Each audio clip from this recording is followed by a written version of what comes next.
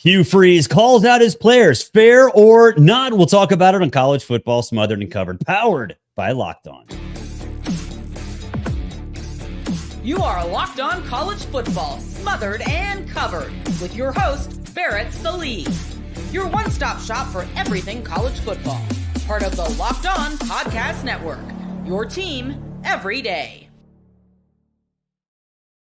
Hey, welcome in. Thank you for making this your first listen every single day. Really appreciate it. We are powered by the Locked On Podcast Network, and today's episode brought to you by Game Time. Download the Game Time app, create an account, and use code LOCKEDONCollege. That is Locked On College for $20 off your first purchase. We've got a big show today, as you can see. We're going to talk about Hugh Freeze. We're going to talk about the Heisman Trophy and my SEC Power Rankings coming up as well.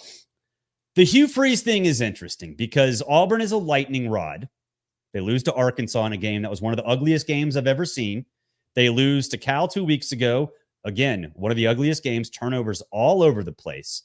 And in the post-game press conference, Hugh Freeze, and he's been criticized for this all over the place, he says some things that might be considered scandalous. Let's take a look at it. This is Hugh Freeze after the loss. I know that there's people open, and I know that we're running the football. We've got to find a guy who won't throw it to the other team. We've got to find running backs that hold on to it. I know his former quarterback, Bo Wallace, we're going to talk about that in a second, but his former quarterback, Bo Wallace, was critical of him, saying that he's throwing his players under the bus. And a lot of other people were saying that he's throwing his players under the bus. And my response to that specific criticism is, so what? The players know they screwed up. Hank Brown knows he threw 3 picks. Peyton Thorne knows he threw a pick, although it really wasn't his fault. So what's the problem with Hugh Freeze pointing that out in the press conference? This is all a play to get e-cred. We complain all the time about coaches using coach speak and not really telling us anything. And so suddenly we're going to get mad when a coach tells us something that we already know. You can't have it both ways. You can't have it both ways. The players know they screwed up. It's not like Hank Brown doesn't know he threw 3 picks. It's not like Peyton Thorne doesn't know that he turned in to a turnover machine against Cal. They already know that. And so, yes, coaches use coach speak. At times, they say things without actually telling you anything. And we all get pissed off about it. So we're going to get pissed off at Hugh Freeze when he actually tells us something, even though it's something we already know. Come on, man. Be better than that. You should be better than that. I applaud Hugh Freeze for saying that. Call his players out. They're adults. They're not kids. They're adults. They can join the military. If they can join the military, they can stand their coach calling them out for things that they know they did. What is this really? It's 2 things. It's 1, Hugh Freeze is a lightning rod for criticism. We all know that. We all know why. 2, it's Bo Wallace's comments. Now, calling Hugh Freeze out for throwing players under the bus, like I just said, who the hell cares? You're an adult. You can deal with it, especially when you know you threw those picks. They came out of your arm.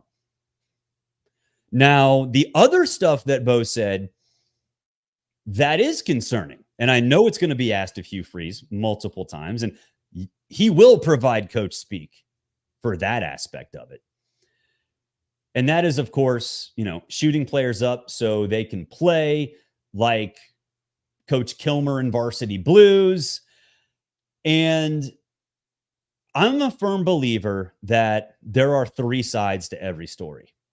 There's side A, there's side B, and the truth is somewhere in the middle. All right? Not saying Bo Wallace is a liar. I'm saying that his specific perception of events is not universal. It's not universal truth. And that's fine. That's totally fine. I would love Hugh Freeze to address that. He's not going to, because then you're getting into a situation where you have to provide nuance. You have to provide information, not just on what happened with the Bo Wallace situation specifically, but other players that might feel the same way, players that will defend Hugh Freeze. But then what happens when you talk about the people who defend Hugh Freeze, who are in defense of you? Then it looks like you're dodging the question. Then it makes it worse publicly. So he's in a situation from that aspect where he's in a no-win situation. But the calling out his players and saying what exactly is in this quote, I know that there's a lot of people open, and I know that we're running the football. We've got to find a guy who won't throw it to the other team, and we've got to find running backs that can hold on to it. He's 100% accurate. And in fact, I would go so far as to say, you know what? It's not just that. Receivers, you got to catch the damn ball. Peyton Thorne's interception in the second half was catchable. I think it's Lambert Smith that dropped it. Might be wrong. Don't get mad if I'm wrong. The ball was in his hands. Now, it wasn't perfectly placed like Tom Brady does, but it hit him in the hands, both hands. That ain't Peyton Thorne's fault. So if I'm Hugh Freeze, I'm calling out the wide receivers. And what's really frustrating about this whole thing is if you're an Auburn fan, and I went to Auburn, my whole family, they're Auburn fans. I've got 3 people in my house, my wife and 2 kids, they're Auburn fans. I would like them to be happy. I don't root for Auburn because of myself. I root for Auburn at times because I want my family to be happy. I don't want them to be miserable. But what's really frustrating from an Auburn perspective is that the plan isn't working. The plan to improve the offense was get better on the offensive line and get receivers that can get open. That will help everybody. And I agree. I agreed back then because it's not like Peyton Thorne forgot how to play. He was pretty successful at Michigan State. Now, I do think Hugh Freeze married himself to Peyton Thorne last offseason way too early, didn't hit the transfer portal hard enough, at least in terms of finding out who's interested. So for that aspect, yeah, he screwed up. But what really is frustrating from an Auburn perspective is that the wide receivers actually are getting open. The offensive line still sort of up in the air, but you addressed it thinking a little bit will go a long way. Specifically, wide receivers getting open. Well, they're getting open now. They're just not catching the ball. And yes, quarterbacks are having a hard time finding them too. But that was the plan. The plan was find guys to get open and everything would get better, and it's not. And I think from an Auburn perspective, from a pure on the field perspective, that's what's frustrating. But Hugh Freeze's comments, man, you're just piling on him because he's Hugh Freeze. That's it. That's it. You want to get e-cred? You want to get impressions? You want to get retweets? Look, I get it. I get it. It's part of the business. It's how you make some money. But be honest. You can't get pissed off because you only get coach speak and then get pissed off when you don't get coach speak. It's not how this works. It's not how this works. When we come back, we're going to talk a little bit about the Heisman Trophy. Heisman Trophy odds are out. I've got thoughts on a few players, maybe one who a little overvalued, undervalued, and a dark horse who you're not talking about. College football smothered and covered. And of course, we are powered by the Locked On Podcast Network. Today's show brought to you by FanDuel. You can start the season with a big return on FanDuel, America's #1 sports book. So when you get a hunch in the middle of a game, maybe an NFL game, maybe a college game, whatever, you can check out the latest stats, view live play-by-play, and so much more on the same page where you place your bets.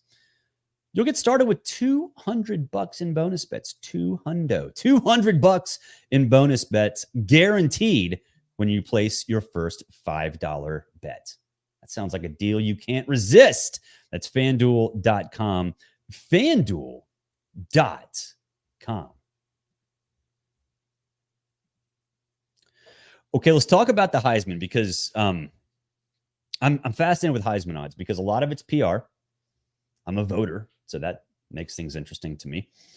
And just in general, I like how they move on a week-to-week basis, right?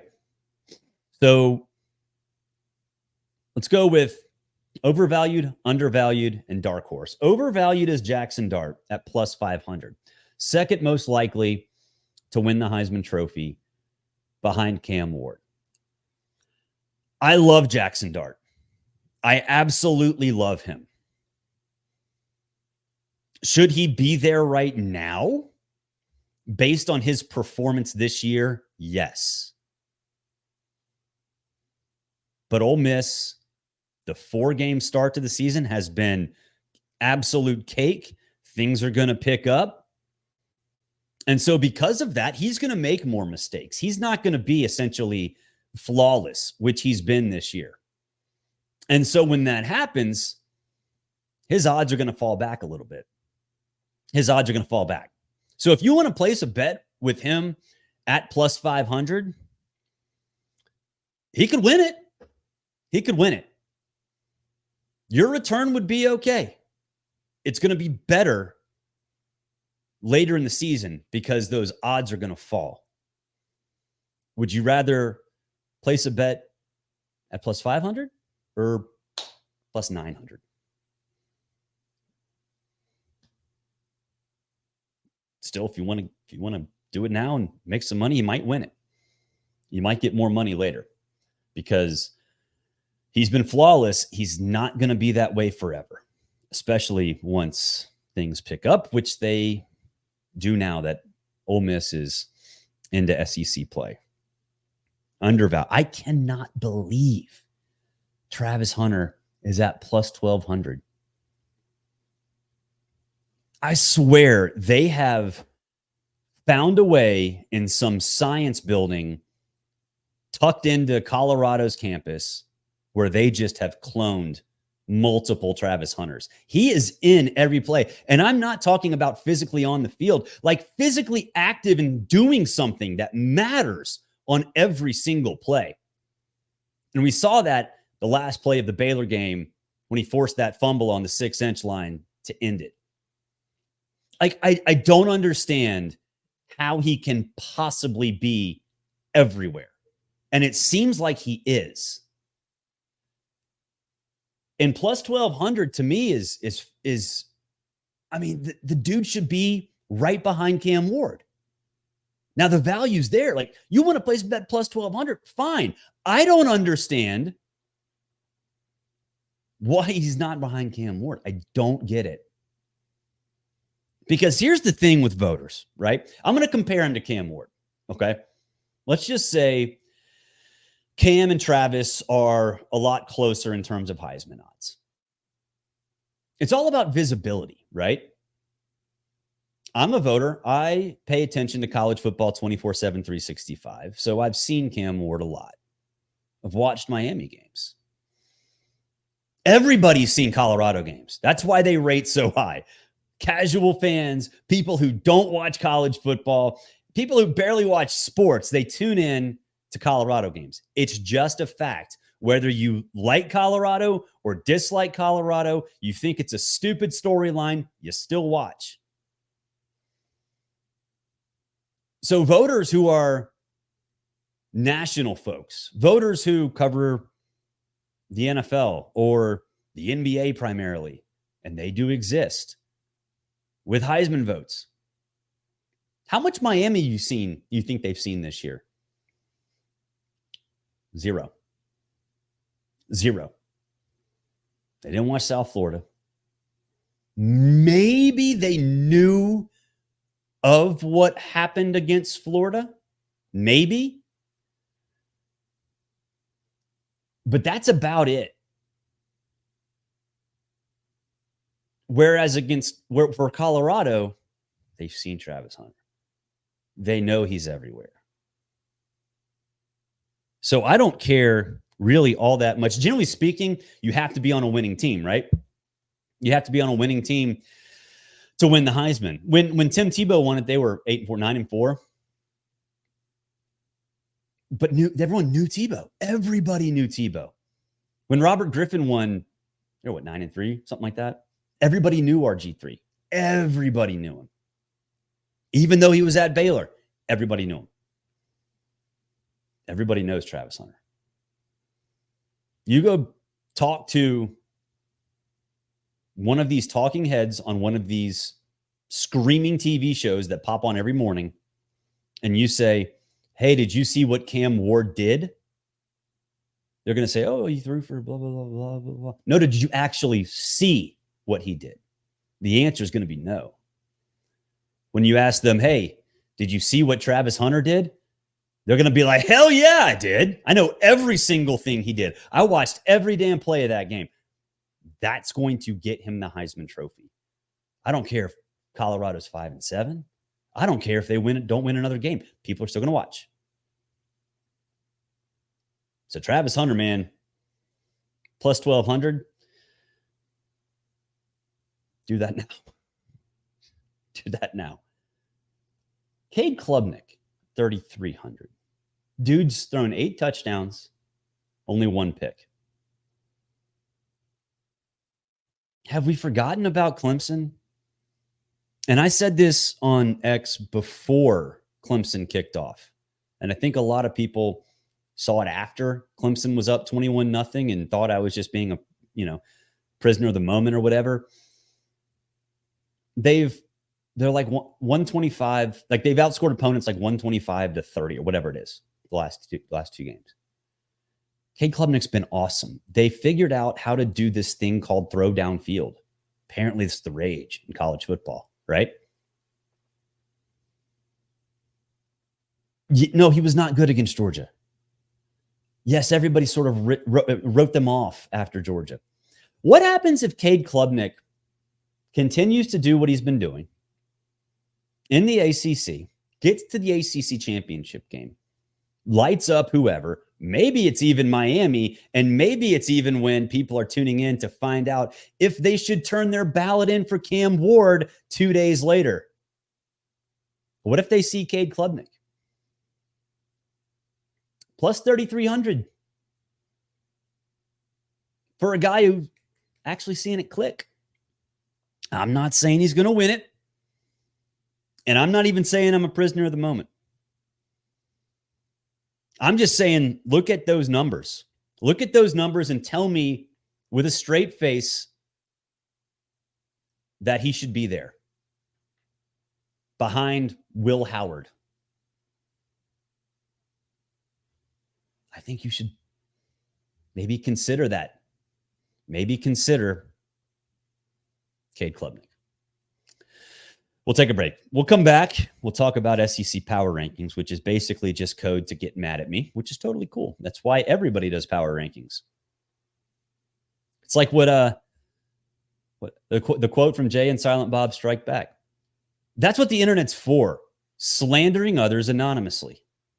So you can slander me after you see my SEC power rankings. They're coming up next. It's college football smothered and covered. Of course, we are powered by the Locked On Podcast Network. Show brought to you by Game Time. You know Game Time. They have They have great tickets for you all over the place. You ever heard about this thing called Game Time Picks? There are so many ways to save you money. Go to Game Time Picks. It shows you the best value on the best seats. Last minute deals on tickets right up to the start of the event. That's right, the start of the event. You could be sitting there about to walk in to the gate and see, well, I don't have tickets. That one's better. Let's do that. You can even do it up to an hour after it starts. That's the key. That's what the smart people do. Exclusive flash deals and sponsored deals on tickets for football, basketball, baseball, concerts, comedy, theater, and more. Zone deals where you pick the section and Game Time picks the seats for big, big savings. They do all of the work for you. So why wouldn't you hang out with our friends at Game Time? Take the guesswork out of buying tickets with Game Time. Download the Game Time app, create an account, and use code LOCKEDONCollege for $20 off your first purchase. Locked On College, you will get $20 off your first purchase. Game Time, man, they do it upright. Whenever I need a ticket, that's where I go. $20 off. Use code Locked On College when you download the app. Okay, SEC Power Rankings. Look, I'm not somebody who says, okay, Team A was number 2 last week. They won. They have to be there this week. Not like that. I like to physically see kind of what goes on and judge from there. So here are my SEC Power Rankings. Texas stays at 1, but Tennessee goes to number 2 over Alabama and over Georgia. I had Alabama over Georgia last week. They didn't play, so they stuck around. But Tennessee, and again, one of those things, you're prisoner of the moment. Oklahoma's not that good. The defense is. It was in Norman. Tennessee smoked NC State, and they beat up 2 cupcakes. It's not a situation where you can say, well, they ain't played nobody. Nobody's played nobody, right? We're sitting here talking about 4 games into the season, and Tennessee has gone on the road and beat a ranked opponent. Okay? You seen Ole Miss's schedule? They really ain't played nobody. Tennessee actually has. And they have looked as complete as any team in the country. Because, look, they're 2 Power 5 wins, NC State and Oklahoma. Nico just kind of was okay. And the reason he was just kind of okay is they didn't ask him to do anything. Why? Because they run the damn ball and they play great defense. And the defense is what's most impressive, what we saw out there in Norman. I had Josh Heupel on this show for about 10 minutes at SEC Media Days. And he looked at me and he said, look, I am 1 defensive lineman away from having an elite 2 deep rotation. You think he found that guy? Oh, yeah. He found about 13 of them. So, yeah, Jackson Arnold was terrible. Yes, the offensive line for Oklahoma is an absolute mess. Does that change the fact that Tennessee's defensive front did the same thing it's done for the other 3 games and played elite level football? No, it doesn't change that fact. It's okay. Like, look, Tennessee actually has played a tough schedule relative to everybody else, right? But they've done what they've done. Like, there's been, at no point has there been a time where you've thought, man, Tennessee's kind of struggling right there. Like, they're kind of struggling. It has not happened. Let's look at the top teams in the country again. Just because I think we need to make sure these are the best teams in the SEC. Texas, have they had that moment? No. That's why they're number 1. Has Alabama? Yes. Has Georgia? Yes. Ole Miss hasn't, but they truly ain't played nobody. LSU has a loss. Missouri almost lost to Vanderbilt. There are 2 teams in the SEC, 2, that have proven so far not to have a flaw. Texas, Tennessee. So why shouldn't Tennessee be number 2? I'm not going to put them number 1 because Texas has a much better win, maybe the best win so far by any. But man, the outrage. Oh, Tennessee, you're just a prisoner of the moment. Your knee-jerk reaction. No, not really. You rank teams based on what you've seen this season. This season, there are 2 teams in the SEC that have shown them that they are complete football teams, Texas and Tennessee. Elsewhere in the power rankings, I had a hard time figuring out where to put Auburn and where to put Florida. I put Florida 13 and I put Auburn 14. This was a little difficult because up in Mississippi State, and Mississippi State's a wretched football team. But it was in Starkville, and it was with all of the noise taking place all week.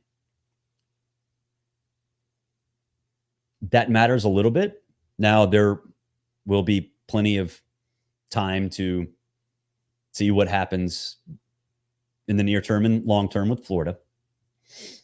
But for Auburn right now, if you're a turnover machine in your 2 Power 4 games, that's problematic. You have not responded to adversity. Florida has. So for me, that's the big difference between those two.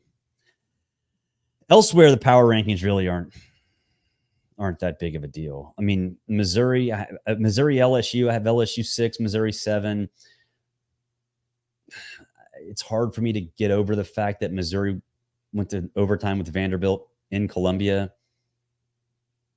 LSU has a loss. They also didn't look great against UCLA, but they got the job done. I don't know. If you want to make a case for Missouri over LSU, I'm all ears, man. You probably have a good case. But again, I'm not somebody who keeps this set in stone. Fully capable and willing and actually love to move things around based on what we've seen. And that to me is why we get that reactionary, just knee-jerk reaction. No, I mean, I have Tennessee over Georgia and Alabama because they've been better than Georgia and Alabama this year. That's okay. Doesn't mean they're going to stay there.